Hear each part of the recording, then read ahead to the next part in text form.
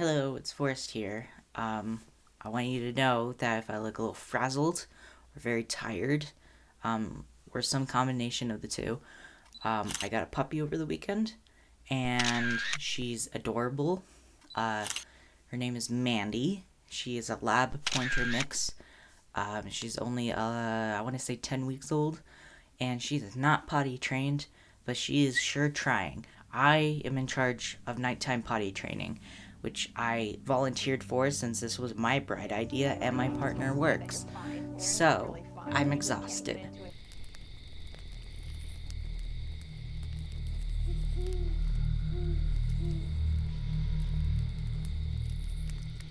Anyways, so this video is going to come out late. I was hoping to get this in, obviously on schedule, but with the puppy, it makes it a little difficult. So we're just gonna work with what we can do. First of all, I read quite a few books this month. I have no idea how I was able to do that, but somehow I did. And so I'll just go in the order of when I read them throughout the month. Yes.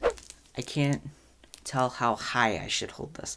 So I'm holding it high now, and I'll try to do it this high from now on, so that isn't a problem. So, the first book I read was The Wife Upstairs. It's like a thriller that's based off of Jane Eyre, like a retelling of Jane Eyre, but instead of, I believe Jane Eyre is pulled off as a romance or something. I'm not quite, like, everything I've heard about it makes it sound like it's horrifying, but I know the era, it was probably questionable about how it was presented. But I have not read the book. I know I should.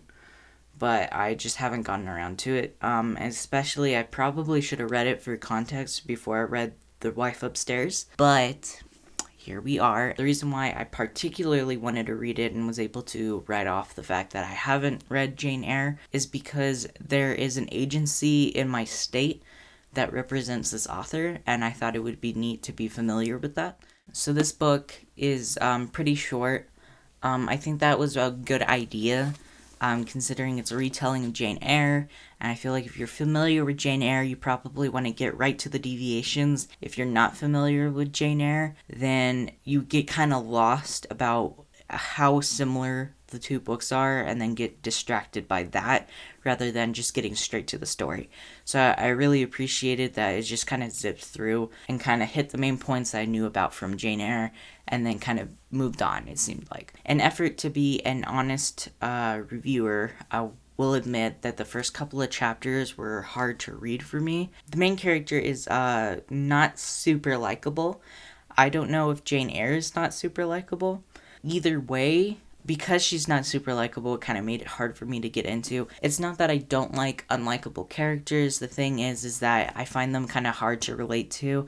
And if it happens right in the beginning, then I find it hard to get into the book. And so that's just what happens. I'm willing to push past it, and obviously I did with this book because I was able to finish it. And then a couple of chapters in, right when you get the romance that happens between her and who the hell is this guy? Eddie. Once you get to the point where her and Eddie are dating, it starts to get a lot more interesting. And then the book moves a lot faster. And then there's an interesting perspective because, well, I don't think it's a spoiler because it says The Wife Upstairs. And Jane Eyre's been out forever. So you should know that in Jane Eyre, there's a wife that is upstairs that he keeps locked away. What's interesting about the book is that it flips to her perspective. So it gives her perspective prior to being upstairs, what led to her being upstairs, and then you get some of her perspective of her being upstairs. And I found that pretty interesting because the two main female characters are pretty interesting. Widely different, and yet there's a lot of overlapping. They made it for an interesting narrative to kind of dissect who has different qualities, what are those different qualities, and what makes them stand out, but also what makes Eddie attracted to both of them.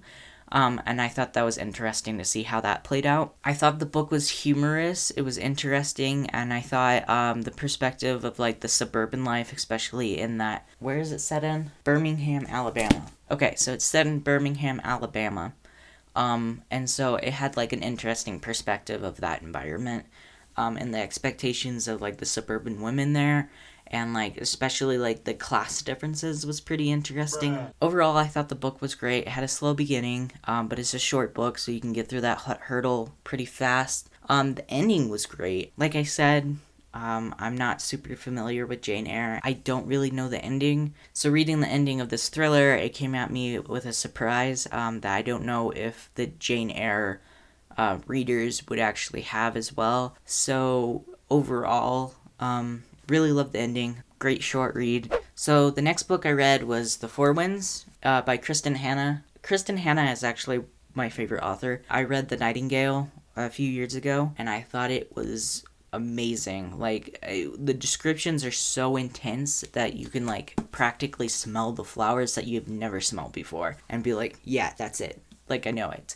So I picked up The Four Winds because it was the book of the year from book of the month. I figured I should read the book of the year selection from last year, especially if it's from my favorite author. So I went ahead and picked up The Four Winds, and I wasn't necessarily planning to read it for this month. The thing is that I checked it out from the library, and it suddenly became available. I did read it pretty fast, considering it's a chonker. Look at that.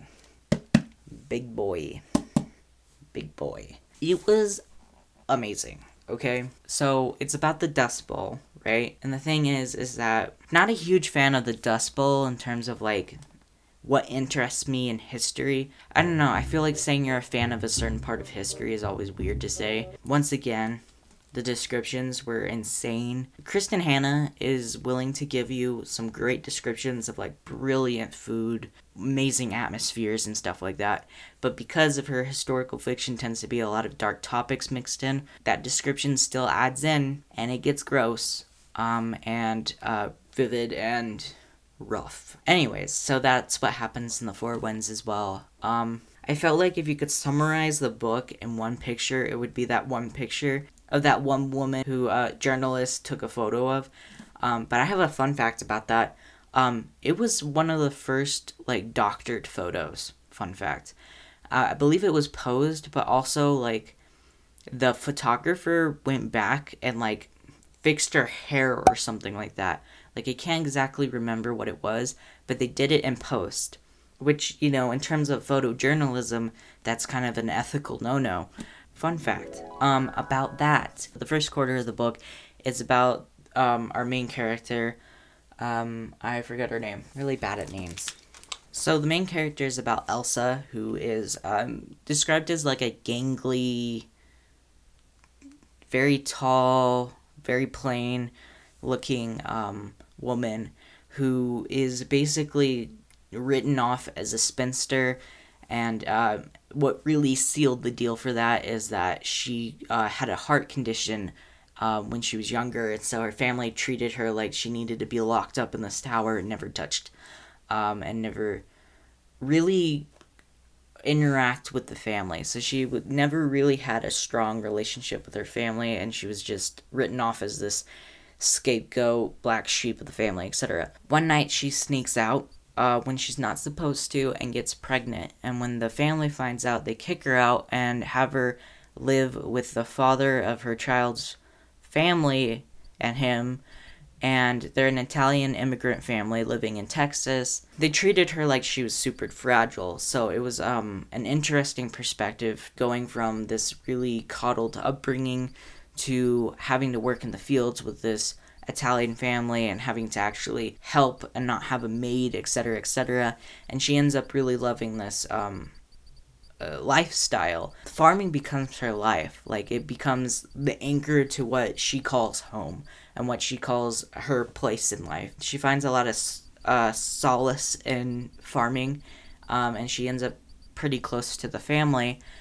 And then the Dust Bowl hits, and she has like a couple of kids, and a husband who's not handling the Dust Bowl well, and then obviously the Dust Bowl is like devastating her town and her farm. And then it has an interesting perspective where eventually, I don't think this gets into spoiler territories, but let me double check.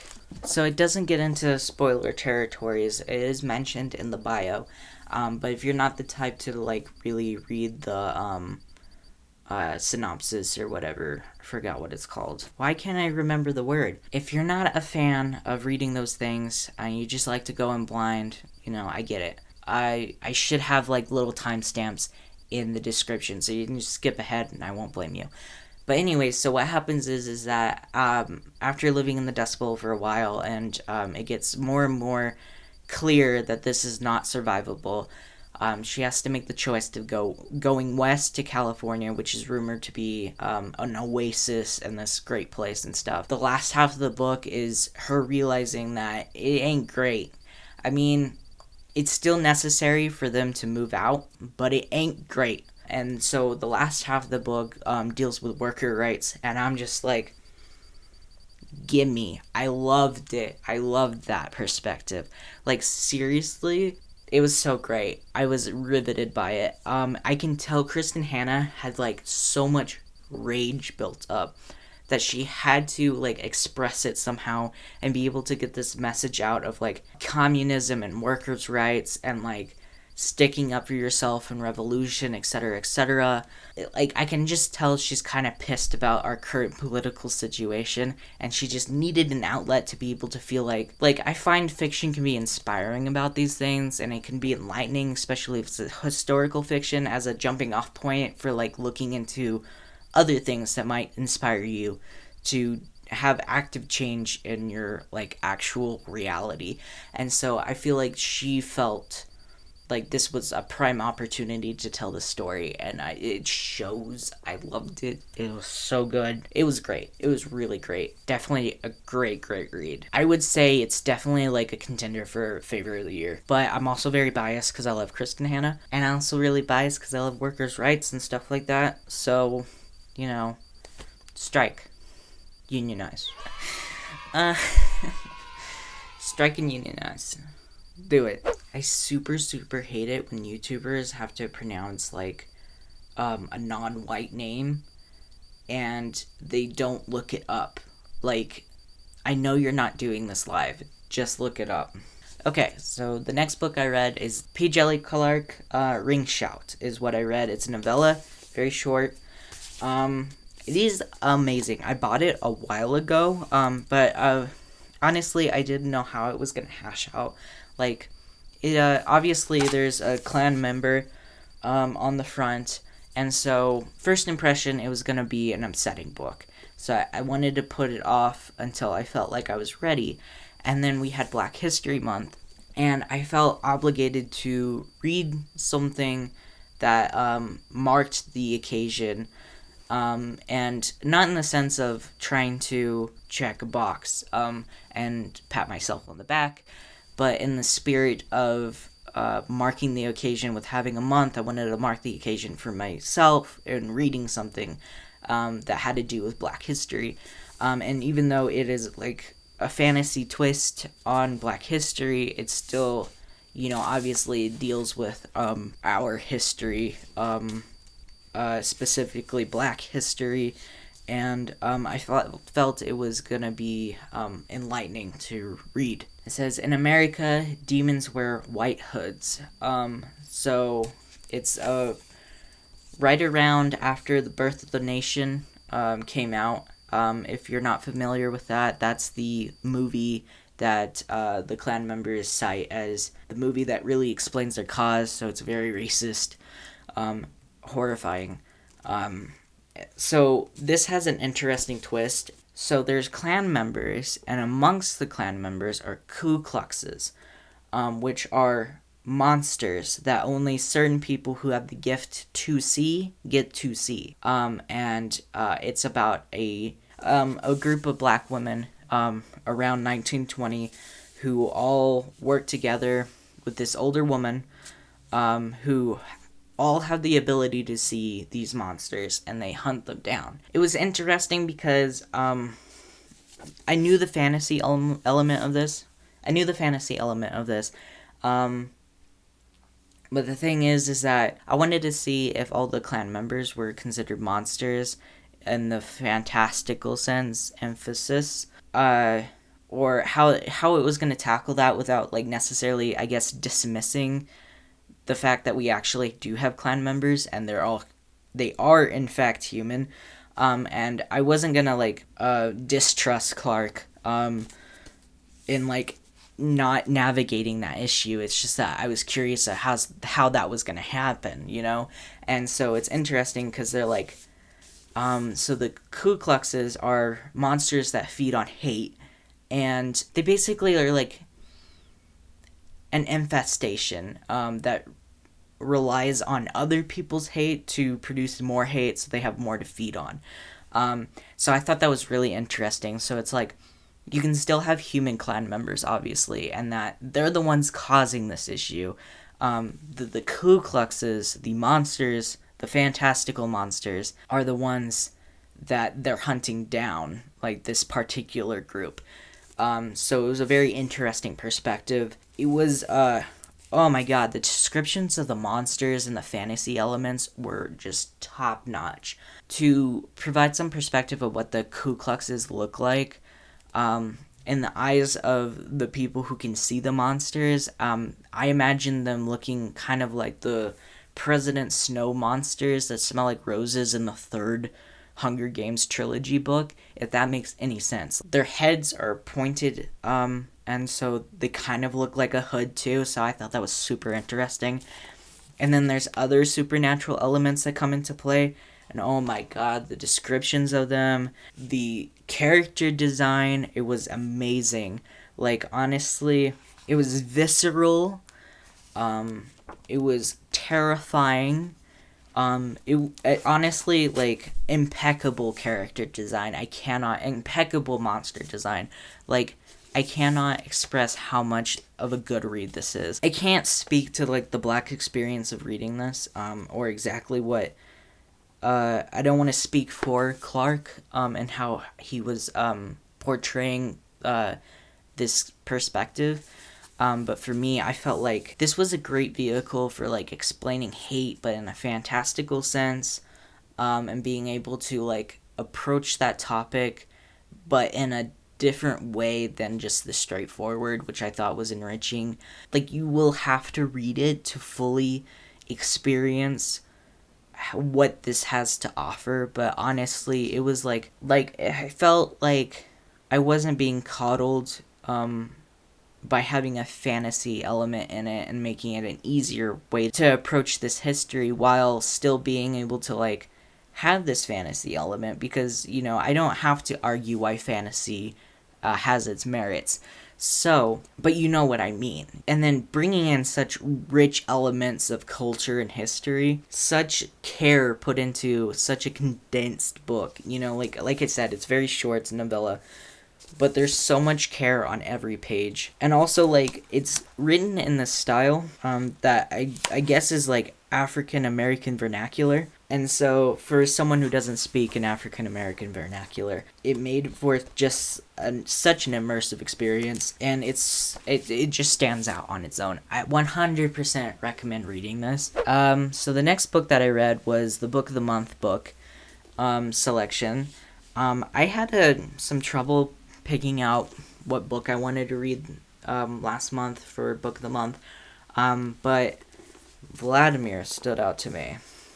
And the reason why is because it mentioned dark comedy, and I was like, don't mind if I do. As you can tell, there is a shirtless man on the front of the cover. I feel like that's pretty misleading, in the sense of, this isn't a Fabio romance story, but it does make sense if you have read the book, okay? What it boils down to, it's about I guess not quite middle-aged, older than middle-aged, like, she's in her 50s, late 50s, English professor, and her husband is also in the English department. He was a chair, for the department that they both worked in. He's dealing with allegations of misconduct in the sense of he was having sexual relationships with his, female students, and they came together to bring this to light. And the main character is supportive of her husband in the sense that she doesn't think the allegations have any footing. And the reason why is because at the time that these relationships occurred, the university didn't have any policies about professors dating their students. and then years later it came up, and that's when he stopped doing that, I guess. The main character, you have to understand, is very unreliable. She is like all over the place. She represents herself this way, but when she thinks, she's thinking this way. And so she's kind of like girl power, get what you want for these women, and then, but in the sense of, you chose to date my husband, so it's on you. While not acknowledging that there's a power dynamic that is not in their favor, and she explains that because it's not in their favor is why it's enthralling. And I'm like, that still doesn't... Okay. So the whole book is about her ignoring that situation while still, like, facing the, like, residual repercussions of being associated with her husband because of these allegations. And, honestly, just not having any, like... I don't know how to explain it. She doesn't pick a side. Like, she has no strong opinion on anything, but she's able to, like, manipulate her way into sounding right. And that's why I call her, like, an unreliable narrator, because she has to be right in every single situation unless it's not helpful to her, in which she plays, like, the, oh, but I'm just an older lady and no one loves me, and stuff like that. I do find it absolutely riveting to have, like, not only an unlikable female main character, but an older one too, which I don't think, we don't get a lot of, like, older female characters, I don't think, like, especially if you don't start out young and then grow with them as they age throughout the story. We just don't get that a lot, and if we do, it's usually that they have, like, some sort of appeal to them, but this lady is just, like, manipulative, and I just don't like her. But it did make for an interesting read, because I was just trying to decipher her on every page. And then, so, Vladimir is a new hire, and he's just sexy. So she ends up with this, like, weird crush on her, and it ends up being, like, what I feel like a metaphor for writing and muses, but also, like, exchanges of power. I really can't get into it until you actually read it, but this isn't a spoiler, but once again, like the bio situation I explained earlier, but also this is in the prologue, so you just keep this in mind. She ends up essentially kidnapping him, and chaining Vladimir up in her cabin, and that's in the prologue. You have to come out the book with this perspective that she's just lost it, you know? So even if you're, like, iffy about her views throughout reading, you know she's, like, not stable at all. So the thing is that the book was kind of hard to read in the beginning, especially if you start to forget the prologue, and you're like, what is this woman on, you know? So it got kind of slow. And it's also, like, I got an English degree, okay? And I understand the romance of, like, English professors in the department and university life. But it's also, like, kind of, like, overplayed. So I was wavering in and out of interest. And then, but occasionally there'd be something thrown at you that, like, you find out something about Vladimir's wife. And you find out something about blah, blah, blah. And you find out something about something else. And it just keeps coming in. And it keeps you going, despite having this, like, character that you just can't really agree with, and feel like you're being manipulated, in the sense of, she is very persuasive, even if you instinctually can't agree with her. You just kind of feel like, no, no, So you're doing that the whole time, but the ending. So if you're a DNFer, I recommend just pushing through. If, like, you're having an issue, you don't like the main character, if you don't like the plot or the setup or anything, I really recommend trying to get to the end, because it really wraps this all up and, like, has this really damning perspective, and, like, I just can't put it into words how, like, I feel like this book ought to be analyzed on account of how the ending works and what it means to be a muse and what it means to need a muse. What is the power play of having a muse? etc., etc. Really do finish this book. It's very great. I did a write-up on my blog, because I do that for every book of the month book selection that I read, and my partner says it's my best one yet. I don't know how to explain it. It really just got to me, especially once I finished it. It really just got to me. I can't say more than that. So we'll be moving on, but I'm just saying, one last try, please read it. The next book is An American Marriage by Tayari Jones. This is my first Tayari Jones book. I haven't quite read Silver Sparrow, but I really do want to read it. Mainly because I found out halfway through this book that I read it before. I'm pretty sure I read it last year at the same time. The reason why is because, she's a black author that I had on my list. I wanted to once again mark the occasion, and I forgot I read this. I don't know. I have a terrible memory, but I kept on getting deja vu reading it, and I don't mind. It's a great read. So this is a wild ride. An American Marriage is about a couple. The man is a black man from a small town, and he moved to Atlanta, and that's where he met his wife. And his wife is a black woman whose family is awfully wealthy because her dad was able to sell a patent and got a hefty payment for that.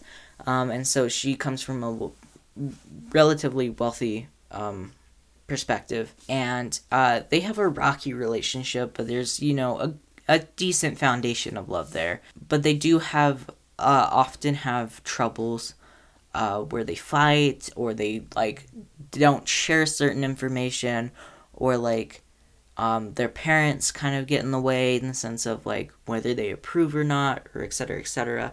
And so it creates friction.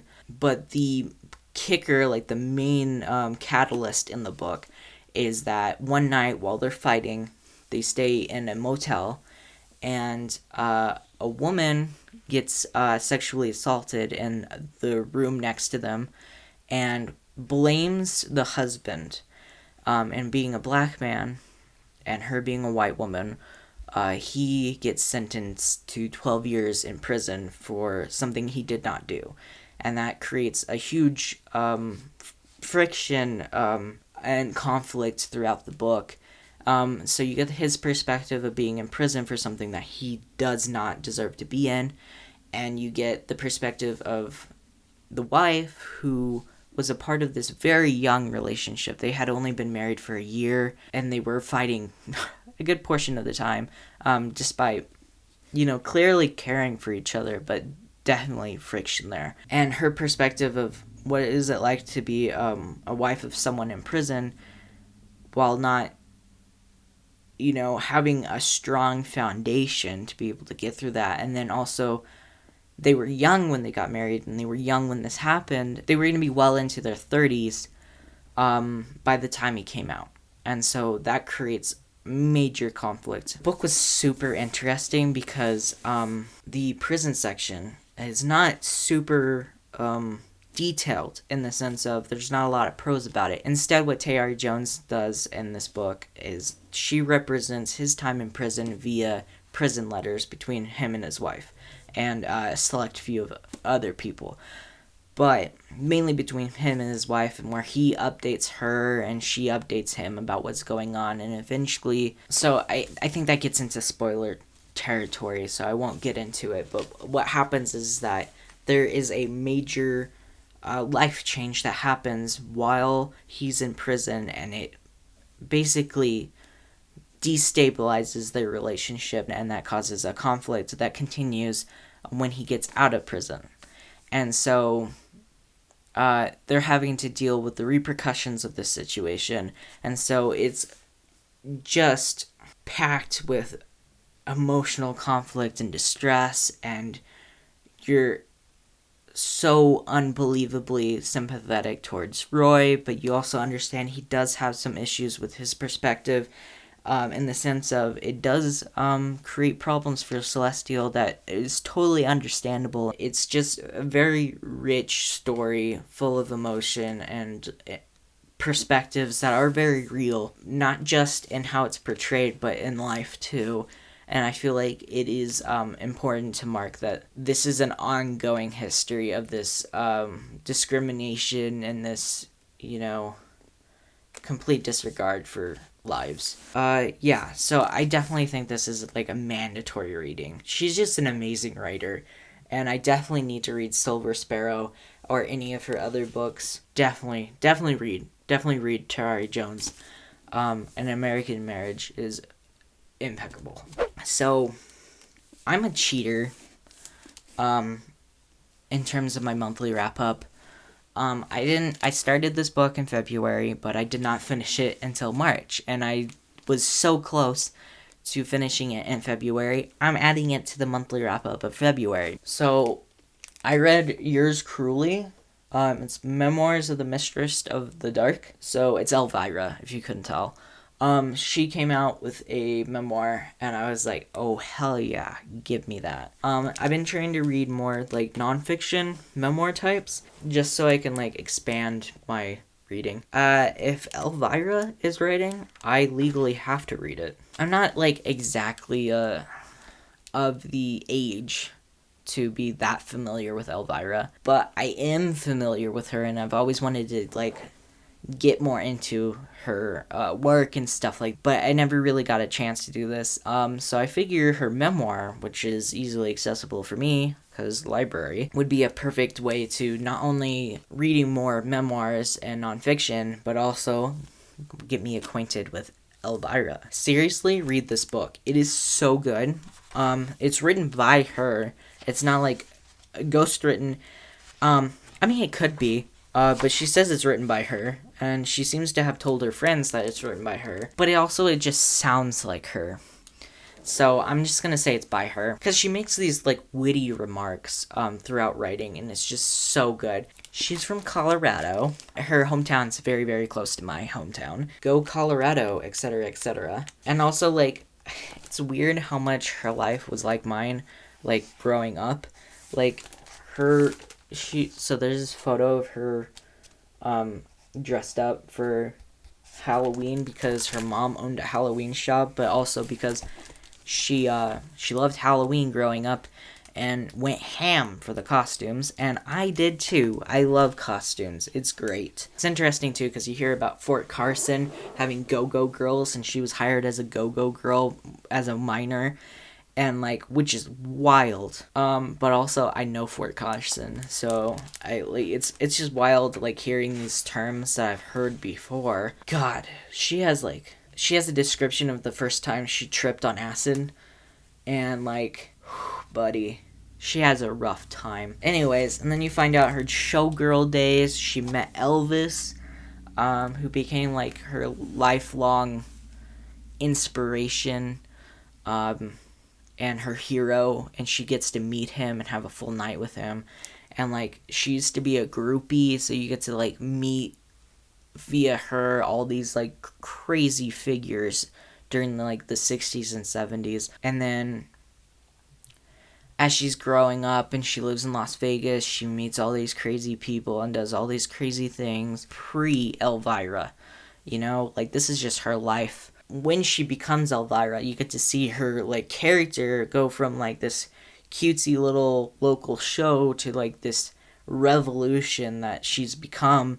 And then, if you don't know, ELVIRA is dating a woman right now, or she's married to a woman right now, and she's very straight in the beginning. Like, she's very, very boy crazy, and she explains this revelation of realizing that she is not in fact straight, and that she is in love with a woman, and that's just beautiful. I love it. And then, like, there's some crazy parts, like, did you know she had a haunted house that was owned by Scientologists? I did not. Did you also know that she sold that house to Brad Pitt and lives next door to him? I did not. That was wild. And she's, like, such a huge advocate for the queer community. And she was a part of the AIDS movement when no one was talking about it. And it was just wild to see this perspective. I'm trying to find, like, a PG.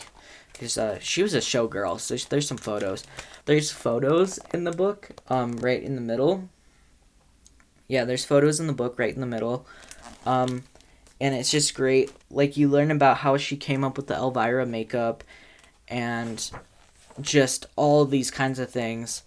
And, like, she just runs into so many celebrities, and it's just freaking amazing. And 100%, if you just, like, love the idea of, like, vicariously living through people meeting celebrities, definitely read it. I do have to add, it's not all hunky-dory.